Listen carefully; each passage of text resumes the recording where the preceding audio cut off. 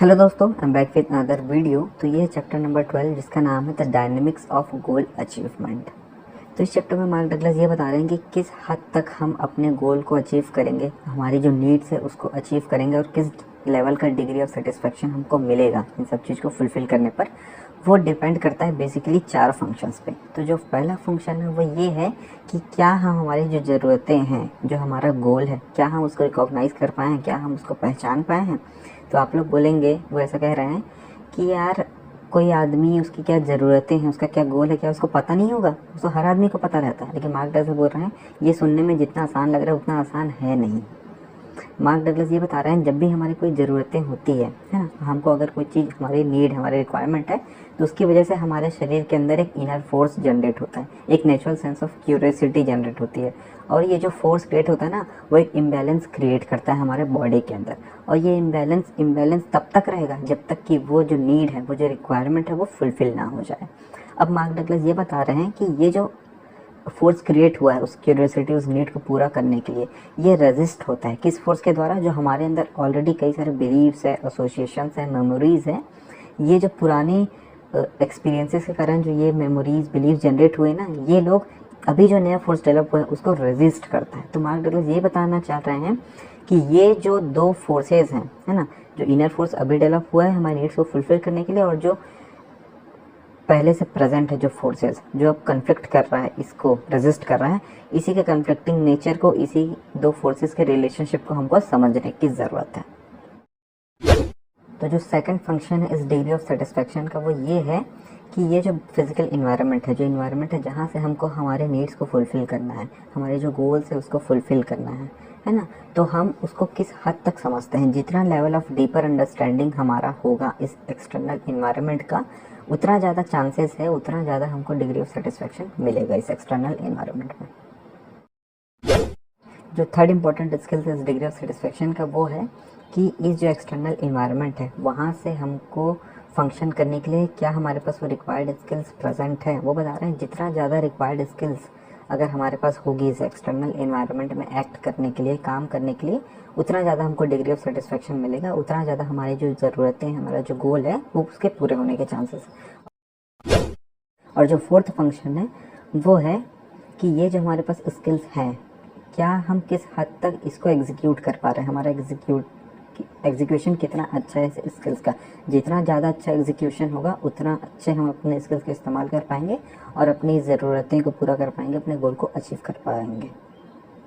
वो बता रहे हैं कि ये जो अंतर आ रहा है, ये जो डिफरेंस आ रहा है किसके बीच? पहली चीज़ वो कि जो हमारी रिक्वायरमेंट है, जो हमारे नीड्स हैं, जो हम चाहते हैं, और जो डिज़ायर है वो, और जो चीज़ हमको मिली, जो चीज़ हमको मिला, इन दोनों के बीच जो अंतर आ रहा है वो किसकी वजह से? वो इसकी वजह से कि लैक ऑफ स्किल्स। हमने जो चीज़ें नहीं सीखी है वो चीज़ हमको नहीं मिलने वाली है। वो बता रहे हैं अगर हमको कुछ चीज़ें नहीं मिली है, इसका मतलब हम उस चीज़ को परसीव नहीं कर पा रहे। वो चीज़ें प्रेजेंट है वहाँ पर, लेकिन वो हमारे लिए अनपरसीवेबल है। अनपरसीवेबल इसलिए है क्योंकि उसको परसीव करने के लिए जो स्किल्स की ज़रूरत थी, वो रिक्वायर्ड स्किल्स हमारे पास अभी प्रेजेंट नहीं है। मार्क डगलस यहाँ पर बहुत ही इंपॉर्टेंट डिस्टिंक्शन और डिफरेंस बताना चाह रहे हैं दो चीज़ों के बीच। पहली चीज़ है मेमोरीज और दूसरा है रिकलेक्शन। तो मेमोरीज क्या है? जो भी चीज़ हम एक्सपीरियंस करते हैं उससे मेमोरीज क्रिएट होता है, दिमाग में जाकर स्टोर हो जाते हैं। और रिकलेक्शन क्या है? ये जो भी मेमोरीज स्टोर्ड है दिमाग में, उसको दोबारा हमारे कॉन्शियस थॉट प्रोसेस में लाना, इस प्रोसेस को ही हम रिकलेक्शन बोलते हैं। तो मार्क डगलस ये बता रहे हैं कि ये जो भी मेमोरीज है ना, कई सारी मेमोरीज ऐसे होंगी जिसको हमको कॉन्शियस थॉट प्रोसेस में लाने के लिए बहुत ज़्यादा एफर्ट करने की ज़रूरत नहीं पड़ती है, वो एफर्टलेसली बड़ी आसानी से आ जाते हैं हमारे दिमाग में। और कई सारे ऐसे भी मेमोरीज होंगे जिसको हमको बहुत ज़्यादा एफर्ट लगाना पड़ता है, तब जाके वो हमारे कॉन्शियस थॉट प्रोसेस में आती है। कई लोगों को ऐसा भी मानना हो सकता है कि कोई ऐसा मेमोरीज है, कोई ऐसा इंसिडेंट है ना, जिसको हम अगर बहुत सालों से रिकॉल नहीं किए हैं तो वो समय के साथ हट गई होगी हमारे दिमाग से। लेकिन ऐसा नहीं है। ये जो भी मेमोरीज होती है वो एक प्रकार से एनर्जी, और ये एनर्जी हमेशा स्टोर रहती है। बस ये हो सकता है कि हम उस मेमोरीज को रिकॉल नहीं कर रहे हैं बार बार, हम सबकॉन्शियस थॉट प्रोसेस में नहीं ला रहे हैं, इसलिए वो जो रास्ता है, वो जो कनेक्शन है ना, वो कहीं ना कहीं जाम हो चुका है, उसमें जंग लग गया। लेकिन इसका मतलब ये नहीं है कि वो मेमोरीज हमारे दिमाग से हट चुकी है। Memories all the time present होती है, एक बार अगर वो क्रिएट हो गई तो यहाँ पर मार्क डगलस एक बहुत इंपॉर्टेंट चीज़ बता रहे हैं कि हम हमेशा ये कहावत सुने होंगे कि समय हर जख्म को भर देती है ना। इसका मतलब अगर कोई सा एक बुरा इंसिडेंट हुआ है ना, तो समय के साथ वो चीज़ हम भूल जाएंगे। हम इसको ऐसे वो सोच सकते हैं, लेकिन वो बता रहे हैं ये चीज़ फिजिकल वर्ल्ड में ये चीज़ रियलिटी है। इन द सेंस अगर हमको कोई सा फिजिकल घाव लगा हुआ है, ठीक है, तो क्योंकि फिजिकल वर्ल्ड क्या है, कॉन्स्टेंटली चेंजिंग है, हम इसको समझ चुके हैं लास्ट चैप्टर में, वो हमेशा बदलती रहती है, ठीक है। इसलिए हमारा कोई सा अगर घाव लगा हुआ है तो वो समय के साथ ठीक हो जाएगा। लेकिन ये जो इमोशनल वाउंड है ना, इमोशनल जो हमारे ऊपर घाव है, पेन है, ये क्या होता है, वो एक प्रकार की मेमोरीज है। वो कोई उससे कोई फिजिकल उसका वो नहीं है, अस्तित्व नहीं है, वो तो मेमोरीज है ना। इमोशनल जो हमारे ऊपर घाव लगा है वो तो मेमोरीज है, और मेमोरीज एक बार जब स्टोर हो गई तो वो कभी नष्ट नहीं होती है ना। इसलिए ये जो इमोशनल डैमेज हुआ है हमारे साथ, और जो मेमोरीज बनी हुई है, कितने भी साल क्यों ना हो जाए, वो उसका कभी भी अस्तित्व ख़त्म नहीं होने वाला, वो हमारे दिमाग में रहेगी। तो हमको इस बात को हमारे दिमाग से निकाल देना है। अगर बहुत लंबे समय हो गए हैं तो हमारे साथ जो इमोशनल डैमेज है वो हम भूल चुके हैं, वो हमको अफेक्ट नहीं करेगी। ऐसा नहीं है, मार्क डगलस यही बताना चाह रहे हैं।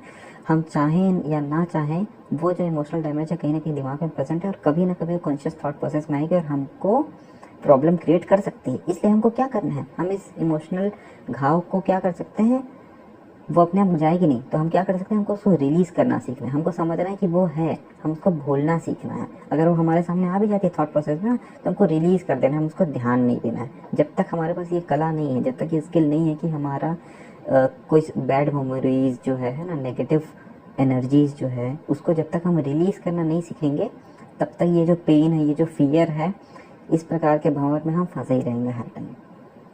यहाँ पर मार्क डगलस एक एग्जाम्पल से समझाते हुए बता रहे हैं कि क्या हमने कभी ऐसा सोचा है कि मान लीजिए किसी का कोई एक बैड हैबिट है ना, उस बैड हैबिट जैसे कि स्मोकिंग एक किसी की बैड हैबिट है, और उसके अंदर बहुत ज़्यादा पॉजिटिव इंटेंट के साथ अब वो इस बैड हैबिट से छुटकारा पाना चाहता है, वो अपने स्मोकिंग को बंद करना चाहता है ना।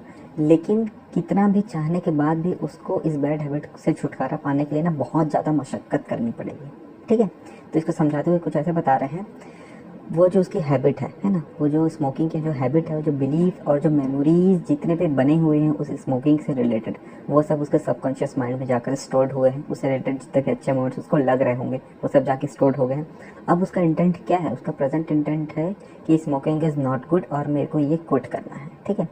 लेकिन अब ये जो इंटेंट उसने दिखाया है और उसके दिमाग में जो सबकॉन्शियस थॉट प्रोसेस, सबकॉन्शियस जो मेमोरीज स्टोर्ड है, इन दोनों के बीच कन्फ्लिक्ट होने वाला है। क्यों कन्फ्लिक्ट होगा, क्योंकि जो उसका प्रेजेंट थॉट प्रोसेस है वो उसके दिमाग में जो स्टोर्ड है मेमोरीज उसके टोटली अगेंस्ट है। तो यहाँ पर दोनों के बीच जंग होने वाली है ना। और उसका जो सबकॉन्शियस थॉट प्रोसेस वो हमेशा ये जो प्रेजेंट इंटेंट है उसको सपोर्ट नहीं करेगा। और यही प्रॉब्लम होती है, हमारा जो इंटेंट होता है ना उसको या तो हमारे जो बिलीव्स है वो सपोर्ट करेगी, तो स्मूथली वो इंटेंट और वो जो हम सोच रहे हैं कुछ करना चाह रहे हैं वो इजीली एग्जीक्यूट हो जाएगा। लेकिन अगर हमारा कुछ इंटेंट है, हम कुछ करना चाह रहे हैं, और अगर हमारा सबकॉन्शियस थॉट प्रोसेस उसको सपोर्ट नहीं करता है, तो हमको उस चीज़ को करने में बहुत मशक्क़त होती है ना। तो इसी प्रकार से अगर कोई आदमी स्मोकर है, वो स्मोकिंग छोड़ना चाहता है, तो उसको बहुत ज़्यादा मशक्क़त करनी पड़ेगी अपनी स्मोकिंग को छोड़ने के लिए। क्यों, क्योंकि उसके जो बिलीफ सिस्टम है, उसका जो मेमोरीज है, वो उसको छोड़ने में मदद नहीं करने वाला है। तो इसका मतलब है क्या स्मोकर कभी स्मोकिंग छोड़ नहीं सकता? ऐसा नहीं है। वो किस कंडीशन में छोड़ पाएगा, मार्क डगलस बता रहे हैं, वो उस कंडीशन में छोड़ पाएगा जब जो उसका कॉन्शियस माइंड है ना, अभी जो इंटेंट वो छोड़ना चाह रहा है वो तो कॉन्शियस माइंड पे एक्ट हो रहा है और सब कॉन्शियस माइंड पर नहीं छोड़ना है, ऐसा वाला चीज़ है। तो अगर उसका कॉन्शियस माइंड बहुत ज़्यादा स्ट्रांग है, उसका विलिंगनेस छोड़ने का विलिंगनेस बहुत ज़्यादा स्ट्रांग है, और वो जो एनर्जी जो कॉन्शियस माइंड में अभी प्रेजेंट है, पॉजिटिव एनर्जीज, वो अगर नेगेटिव एनर्जीज से ज़्यादा हो गई उसका इंटेंसिटी करंट पॉजिटिव एनर्जी की, इस केस में स्मोकिंग को छोड़ सकता है। तो सेम चीज़ को वो ट्रेडिंग से भी रिलेट करके कुछ ऐसे बता रहे हैं मार्क डगलस कि ट्रेडिंग में भी कोई एक पर्टिकुलर पर्सन होता है जो बहुत ज़्यादा अपना टाइम लगाता है, एनर्जीज लगाता है, इवन फाइनेंशियल रिसोर्सेज भी लगाता है ट्रेडिंग करने के लिए, है ना, और बहुत सारी चीज़ें सीख भी जाता है। बट स्टिल क्या होता है कि वो अपने ट्रेड्स को प्रॉपरली एग्जीक्यूट नहीं कर पाता है। और ऐसा भी होता है कई सारे ट्रेडर ऐसे भी हैं जो थोड़ा थोड़ा धीरे धीरे करके बहुत सारे प्रॉफिट जनरेट भी कर लेते हैं, बट अचानक से 4-5 दिनों में क्या होता है, जितने भी प्रॉफिट्स एक्यूमुलेट किए ना उस सबको गंवा देते हैं और वापस मार्केट को दे देते हैं। तो मार्क डगलस बता रहे हैं कि जो भी इस कैटेगरी के लोग हैं ना, ये लोगों के पास कहीं ना कहीं एक वर्केबल स्ट्रेटजीज है, इन लोगों के अंदर वो क्वालिटीज़ हैं कि एक सक्सेसफुल ट्रेडर बन सकते हैं। क्यों, क्योंकि थोड़ा थोड़ा करके कम से कम प्रॉफिट जनरेट तो कर पा रहे हैं। बस वो अपना प्रॉफिट बचा नहीं पा रहे हैं। तो मार्क डगलस बता रहे हैं ये लोग अपना प्रॉफिट इसलिए नहीं बचा पा रहे हैं क्योंकि कहीं ना कहीं उनका जो बिलीफ है ना वो बीच में आ रहा है, जो बिलीफ है वो कन्फ्लिक्ट क्रिएट कर रहा है। अब ये किस प्रकार का बिलीफ है, तो मार्क डगलस बता रहे हैं देखिए, हो सकता है इनका रिलीजियस बैकग्राउंड ऐसा हो, या फिर इनका बचपना ऐसा हो, इनका कल्चर में ऐसा हो, इनके थॉट प्रोसेस में कुछ ऐसे बिलीव्स आए हैं कि इजी मनी नहीं प्रेजेंट होती है ना। मनी अर्न करने के लिए बहुत ज़्यादा फिजिकल एफर्ट करना पड़ता है, बहुत ज़्यादा मेहनत करना पड़ता है, इजीली मनी नहीं आते हैं, या फिर ट्रेडिंग से पैसे नहीं आ सकते, स्टॉक मार्केट से पैसे नहीं आ सकते। इस प्रकार के कई सारे नेगेटिव बिलीव्स हो सकते हैं जो कहाँ पर प्रेजेंट है, सबकॉन्शियस माइंड पर प्रेजेंट है। और ये अचानक से किस मोमेंट पर ट्रिगर करेंगे हमको नहीं पता। जब ये ट्रिगर करने लगते हैं तो ये लोग लॉसेस कर जाते हैं। तो फिर क्या, तो इसका सॉल्यूशन क्या है, तो मैं इस बात में सॉल्यूशन यही है कि हमारा जो कॉन्शियस थॉट प्रोसेस है, अगर कॉन्शियस थॉट प्रोसेस में ट्रेडिंग से पैसे बन सकते हैं, ये थॉट प्रोसेस में अगर बहुत ज़्यादा इंटेंसिटी है, इस पॉजिटिव एनर्जी में जितनी ज़्यादा इंटेंसिटी होगी कि वो सबकॉन्शियस माइंड के नेगेटिव एनर्जीज को ओवरकम करे, उस कंडीशन में ये आदमी भी ट्रेडिंग से प्रॉफिटेबल हो सकते हैं, क्योंकि इनके पास एक वर्केबल स्ट्रैटेजीज है जिसकी वजह से धीरे धीरे करके प्रॉफिट एक्यूमुलेट किए हैं अभी तक। तो मार्क डगलस यहाँ पर 3 ऐसे फोर्सेस के बारे में बता रहे हैं जो कॉन्स्टेंटली हमारे लाइफ में हैं और हमको अफेक्ट करती है कहीं ना कहीं। जो फर्स्ट फोर्स है वो बता रहे हैं कि जितने भी एक्सटर्नल इन्वायरमेंट है ना, यहाँ पर बहुत सारे फोर्सेस हैं जिसमें इतना पोटेंशियल है कि वो कुछ कर सके हमारे लाइफ में, तो ये हमको अफेक्ट करती है, हमारे कुछ एक्सपीरियंसेस क्रिएट करती है। और बता रहे हैं ये जितने भी फोर्सेस हैं ना, अगर इन फोर्सेस में कुछ फोर्सेस ऐसे होंगे जिसके हमारे अंदर अंडरस्टैंडिंग होगी, मतलब एक्सटर्नल में कुछ चीज़ हो रही है उसकी हमारे पास कुछ अंडरस्टैंडिंग होगी, कुछ फोर्सेस की अंडरस्टैंडिंग नहीं होगी। तो वो बता रहे हैं जितना ज़्यादा फोर्सेस की अंडरस्टैंडिंग है हमारे पास, उतना ज़्यादा लेवल ऑफ सेटिस्फैक्शन होगा हमको जब हम कोई से हमारे नीड्स या फिर गोल्स को अचीव करेंगे इस एक्सटर्नल इन्वायरमेंट में। सेकंड जो इम्पोर्टेंट फोर्स बता रहे हैं वो बता रहे हैं कि हमारे शरीर के अंदर, हमारे इंटरनल इन्वायरमेंट में एक डीप लेवल ऑफ क्यूरियोसिटी और अट्रैक्शन वाला फोर्स है हमारे अंदर।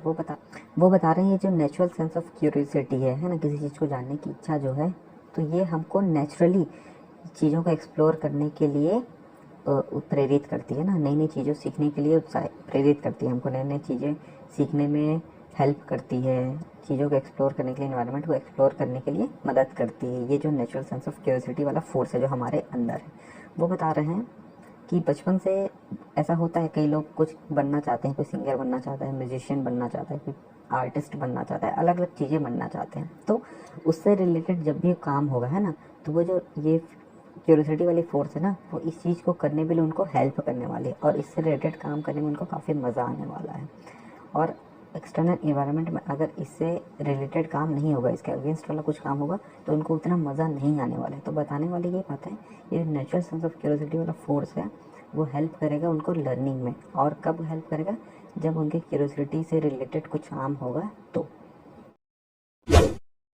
और जो थर्ड इंपॉर्टेंट फोर्स है जो हमारे लाइफ को अफेक्ट करता है वो है मेंटल फोर्सेस। मेंटल फोर्सेस के अंदर वो बता रहे हैं कि बिलीव्स हो गया, मेमोरीज हो गया, एसोसिएशंस हो गया, ये सब फोर्सेस को वो इस कैटेगरी में ला रहे हैं। वो बोल रहे हैं कि ये जो मेंटल फोर्सेस हैं, जैसे कि बिलीव्स हो गया, एसोसिएशंस हो गया, मेमोरीज हो गया, ये क्यूरियोसिटी से थोड़ा डिफरेंट है। वो इसलिए डिफरेंट बता रहे हैं क्योंकि जो क्यूरियोसिटी वाला जो फोर्सेस है ना, वो कहीं ना कहीं हमारे लर्निंग को प्रमोट करता है, वो नई नई चीज़ों को एक्सप्लोर करने के लिए प्रमोट करता है। लेकिन वही ये जो मेमोरीज आई है, बिलीव्स आई है, एसोसिएशंस आए हैं, ये सब चीज़ क्या है, हमारे एक्सपीरियंसेस के कारण ये चीज़ जनरेट हुई है, ठीक है।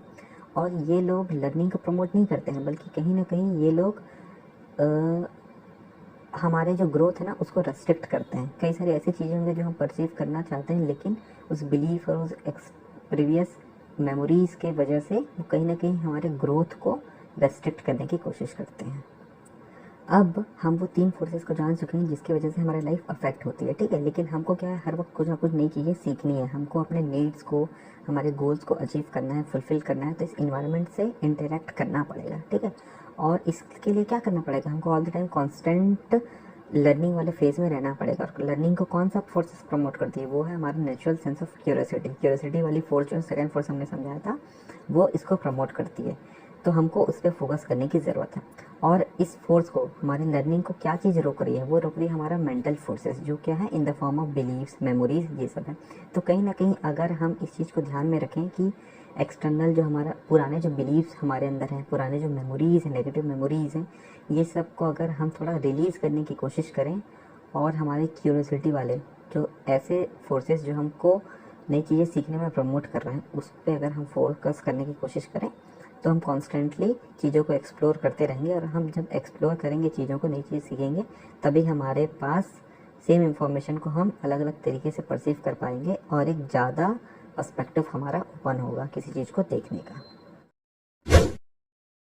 तो यहाँ पर जो फर्स्ट सब टॉपिक है उसका नाम है the perfection of the moment. तो यहाँ पर मार्क डगलस एक हाइपोथेटिकल ट्रेडर का केस लेते हुए बता रहे हैं कि मान लीजिए कोई ट्रेडर है जिसका मेन एक अल्टीमेट गोल क्या है, to make profit from the market. ठीक है, ट्रेडिंग करके उसका प्रॉफिट जनरेट करना उसके गोल है। अब वो जब बैठा हुआ ट्रेडिंग करते हुए तो उसका कहीं ना कहीं अपॉर्चुनिटी दिख रही है ना, कुछ इन्फॉर्मेशन दिखा, उसको लगा कि ये मेरे लिए अपॉर्चुनिटी है एंट्री करने का, और वो एंट्री किया। लेकिन कहीं ना कहीं उसके सबकॉन्शियस माइंड में क्या है, एक डर है, फियर है। क्या चीज़ का? रॉन्ग साबित होने का, गलत साबित होने का भी फियर उसके अंदर कहीं ना कहीं है। अब ये फियर उसको बहुत नेगेटिव इम्पैक्ट देने वाली है। ठीक है, अब उस ट्रेड में वो एंट्री कर चुका है। अब चूंकि उसके अंदर ये फियर है, जिसकी वजह से वो जो अब इंफॉर्मेशन उसको दिखनी चाहिए वो इंफॉर्मेशन उसको दिख नहीं रही है। ठीक है, मार्केट में क्लियरली एक इंडिकेशन दिख रहा है कि वो जैसा सोचा था, जो उसको अपॉर्चुनिटी दिख रही थी, उसके अगेंस्ट में मार्केट जा रहा है। लेकिन वो इस चीज़ को एक्सेप्ट नहीं कर पाएगा। क्यों? क्योंकि इस फियर की वजह से अब इंफॉर्मेशन ब्लॉक हो चुकी है, उसका माइंड ओपन नहीं है इन्फॉर्मेशन को एक्सेप्ट करने के लिए। अब बता रहे मार्क डगलस कि ये वो ट्रेडर उस अपने मिस्टेक को, है ना, उस वो रॉन्ग साबित हो गया, उसको एक्सेप्ट करेगा नहीं। कब तक एक्सेप्ट नहीं करेगा? जब तक कि वो एक्सेप्ट करने से जो पेन है वो कम है एक्सेप्ट नहीं करने वाले पेन। तो वही बता रहे थे कि जब तक वो एक्सेप्ट नहीं करेगा, जब तक कि उसका बेयरिंग कैपेसिटी से वो ज़्यादा ना हो जाए। अब जब एक बार निकल जाएगा तब उसको समझ आएगा कि यार मैं तो अगेंस्ट में था, मेरे को उस टाइम पे ये इन्फॉर्मेशन क्यों नहीं दिख रही थी, क्योंकि उसके अंदर एक फियर था रॉन्ग साबित होने का। और कहीं ना कहीं उसके दिमाग में ये प्रोसेस था कि वो रॉन्ग साबित हो सकता है ना, और उसके दिमाग में ऐसा चल रहा था कि मुझे रॉन्ग नहीं होना है। तो इस प्रकार से उसके दिमाग में एक फाइट चल रहा था, जिसकी वजह से अब जो मार्केट में इंफॉर्मेशन थी ना, उसको उस टाइम दिखाई नहीं दे रही थी। मार्केट बताते हैं जब तक कि हम अपने माइंड को ओपन नहीं रहेंगे इंफॉर्मेशन को देखने के लिए, तब तक हम चीज़ों को अच्छे से परसीव नहीं कर सकते हैं। मार्क डगलस बता रहे हैं कि ये जो हाइपोथेटिकल ट्रेडर है ना, वो भी एक सक्सेसफुल ट्रेडर बन सकता है अगर वो खुद को एक सेल्फ इम्प्रूवमेंट वाले फेज़ में डाले और सेल्फ इम्प्रूवमेंट करने के लिए कमिटेड हो जाए। तो उसको इस बात को समझना पड़ेगा कि मार्केट ऑलवेज राइट है ना। इवन इस ऑलवेज राइट जो मार्केट है, वहाँ से भी प्रॉफिट जनरेट कर सकता है, इस मार्केट टाइटनेस से भी जनरेट कर सकता है अगर उसका माइंड ओपन है चीज़ों को परसीव करने के लिए। तो अगर उसका माइंड रिजिड नहीं है, उसका माइंड फ्लेक्सिबल है चीज़ों को देखने के लिए, तो वो यहाँ से प्रॉफिट जनरेट कर सकता है। उसको जो फियर ऑफ रॉन्ग है ना, उसको रॉन्ग होने का जो फियर है उसको रिलीज़ करने की ज़रूरत है। जब तक वो उसको रिलीज़ नहीं करेगा ना, तब तक उसके अंदर कहीं ना कहीं डर होगा और वो लॉसेस को एक्सेप्ट नहीं कर पाएगा, वो गलत हूँ इस चीज़ को एक्सेप्ट नहीं कर पाएगा। और जब तक वो एक्सेप्ट नहीं कर पाएगा तब तक वो इन्फॉर्मेशन को अच्छे से परसीव नहीं कर पाएगा। तो जो सेकंड मेजर सब टॉपिक है उसका नाम है all traders give themselves exactly what they deserve. तो मार्क डगलस यहाँ पर ये बता रहे हैं कि कोई सा भी ट्रेडर है ना, उसको कब एंट्री लेना है, कब एग्जिट लेना है, ये टोटली उस पर ही डिपेंड करता है। और ये जो डिसीजन है कि कब एंट्री लेना, एग्जिट करना है, ये सब एक सम टोटल होगा जितने भी मेंटल कंपोनेंट्स और मेंटल फोर्सेस उस वक्त उसके माइंड में एक्ट कर रहे होंगे ना, उन सब का। वो बता रहे हैं कि हर वक्त दिमाग में बहुत सारे ऐसे पॉजिटिव फोर्सेस एक्ट कर रहे होंगे और बहुत सारे नेगेटिव फोर्सेस भी एक्ट कर रहे होंगे, है ना। और किसी भी पर्टिकुलर मोमेंट पर इन दोनों को जब हम बैलेंस करेंगे तो जिस साइड फोर्सेस ज़्यादा होगा उसके हिसाब से ही हमारा एक्शन डिसाइड होता है। मार्क डगलस बता रहे हैं कि ट्रेडिंग जो है वो वेल्थ एक्यूमुलेट करने का एक एक्सरसाइज है ना। तो बता रहे हैं अगर हम ट्रेड करना सीख चुके हैं, ठीक है, कोई सा पर्टिकुलर ट्रेडर है, तो जिस प्रकार से एक नॉर्मल इक्विटी का चार्ट होता है, वैसे अगर किसी ट्रेडर्स के लाइफ का भी अगर एक चार्ट बनाएं और उसको एनालाइज करें ना, तो ये भी एग्जैक्टली जैसे एक पर्टिकुलर इक्विटी का स्टॉक होता है उसी के जैसे इसका भी चार्ट बनने वाला है। वो बता रहे हैं जो बड़े बड़े CTAs होते हैं, जो फंड मैनेजर्स होते हैं, जो बड़े बड़े हेज फंड्स होते हैं, तो वो अपने जो फंड मैनेजर्स होते हैं उनके भी जो कैरियर होता है ना, उसका एक ग्राफ जनरेट करते हैं। इस ग्राफ को नॉर्मल एक इक्विटी के चार्ट की तरह अगर एनालाइज करें तो उससे हमको पता चल सकता है कि किस मोमेंट पर एक बड़ा फोर्स आने वाला है और किस मोमेंट पर ये पर्टिकुलर फंड मैनेजर ज़्यादा प्रॉफिट जनरेट करने वाला है। तो वही बता रहे हैं कि ये जो CDAs होते हैं वो अपने जो फंड मैनेजर्स होते हैं उनके परफॉर्मेंस के चार्ट को एनालाइज करते हैं, और जब उनको लगता है कि हाँ एक बड़ा मोमेंटम दिख रहा है और उनको पता चलता है कि इसका साइकोलॉजी अच्छा होने वाला है, तो उसके हिसाब से उस टाइम पर उसको ज़्यादा मनी एलोकेट करते हैं ताकि बिगर प्रॉफिट्स ले सकें। इस प्रकार से इवन पर्सन्स ट्रेडर्स का भी परफॉर्मेंस का चार्ट को एनालाइज किया जाता है बड़े CDAs में। तो फाइनल वर्ड्स ये बता रहे हैं मार्केट यहाँ पर कि अगर कोई इंडिविजुअल है जो ट्रेडिंग करना चाह रहा है ना, ज़्यादा से ज़्यादा पैसे लेना चाह रहा है इस मार्केट से, तो उसको बस ये कुछ चीज़ों को देखना पड़ेगा, क्योंकि हम इस बात को जान चुके हैं कि विंड फॉल की तरह हमको प्रॉफिट मिल सकते हैं यहाँ पर। बस हमको क्या करना है, इस प्रॉफिट्स को प्रोटेक्ट करने की ज़रूरत है। और उस प्रोटेक्ट करने के लिए हमको खुद के जो इनर इन्वायरमेंट, इनर फोर्सेस हैं, inner forces in the sense जो हम 3 फोर्स सीखे हैं, जो था कि हमारे बिलीव्स होते हैं, जो मेमोरीज होते हैं, एसोसिएशंस होता है, इस सबको थोड़ा कंट्रोल करने की ज़रूरत है। हमारे जो फियर वाले जो एक्सपीरियंसेस हैं, है ना, इसको हमको एक्सेप्ट करने की ज़रूरत है। जब तक हम एक्सेप्ट नहीं करेंगे हमको चीज़ें क्लियरिटी के साथ नहीं दिखेंगी और हम चीज़ों को परसीव नहीं कर पाएंगे। सेम इंफॉर्मेशन हमको लिमिटेड दिखेगा और इन्फॉर्मेशन को हम अच्छे से परसीव नहीं कर पाएंगे। तो यही वो कुछ चीज़ें हैं कि हमको समझने की ज़रूरत है कि हमको हर टाइम ओपन टू लर्न होना है। क्यूरियोसिटी वाली जो मेरी फोर्स है उसको ओपन रखना है। इसको सिर्फ एक ही चीज़ रोकती है, वो होती है हमारे जो पुराने बिलीव्स है, पुराने मेमोरीज होती है। इस वाले फोर्सेस को हमको हावी नहीं होने देना है। तो इस प्रकार से जो चैप्टर 12 है डायनेमिक्स ऑफ गोल अचीवमेंट, ये यहाँ पर एंड होता है। चलिए दोस्तों, बहुत ही जल्दी मिलते हैं आपसे नेक्स्ट चैप्टर के साथ। आशा करता हूँ कि वीडियो आपको पसंद आई होगी। वीडियो पसंद आए तो प्लीज़ वीडियो लाइक करें, चैनल को सब्सक्राइब करें और दोस्तों के साथ शेयर करना ना भूलें। Thank you so much. मिलते हैं नेक्स्ट वीडियो में।